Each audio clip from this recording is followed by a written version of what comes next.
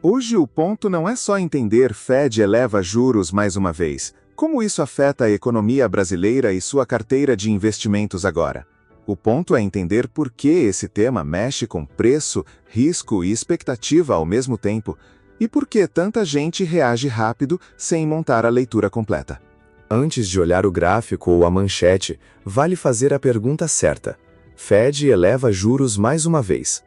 Como isso afeta a economia brasileira e sua carteira de investimentos? Agora, muda fundamento ou muda apenas o humor do mercado por algumas horas?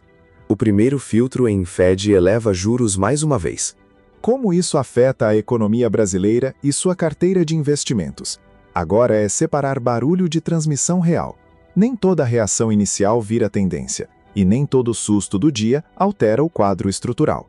Quando esse assunto ganha força, 3 camadas costumam se mover juntas: Fluxo de capital, percepção de risco e velocidade de revisão de preço. Por isso, a leitura fica melhor quando sai do evento isolado e entra no contexto.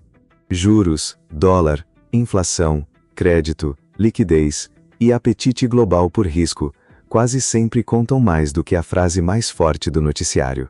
Outro ponto importante em Fed eleva juros mais uma vez: como isso afeta a economia brasileira e sua carteira de investimentos. Agora é o tempo de transmissão. Algumas coisas batem no mercado no mesmo dia. Outras aparecem com atraso em consumo, custo de capital, investimento e atividade. Isso muda completamente a tomada de decisão. Quem olha só o impacto imediato pode comprar uma narrativa exagerada. Quem observa a sequência de efeitos costuma enxergar melhor quem ganha, quem perde e onde o mercado está se adiantando. Na prática, o investidor precisa montar 2 cenários para a Fed eleva juros mais uma vez. Como isso afeta a economia brasileira e sua carteira de investimentos. Agora, o de continuidade e o de reversão. No primeiro, os movimentos em curso se reforçam. No segundo, excesso de pessimismo ou excesso de euforia tendem a ser corrigidos. E aqui entra a parte mais útil: trocar opinião vaga por perguntas objetivas. Isso muda fluxo? Isso muda risco? Isso muda preço?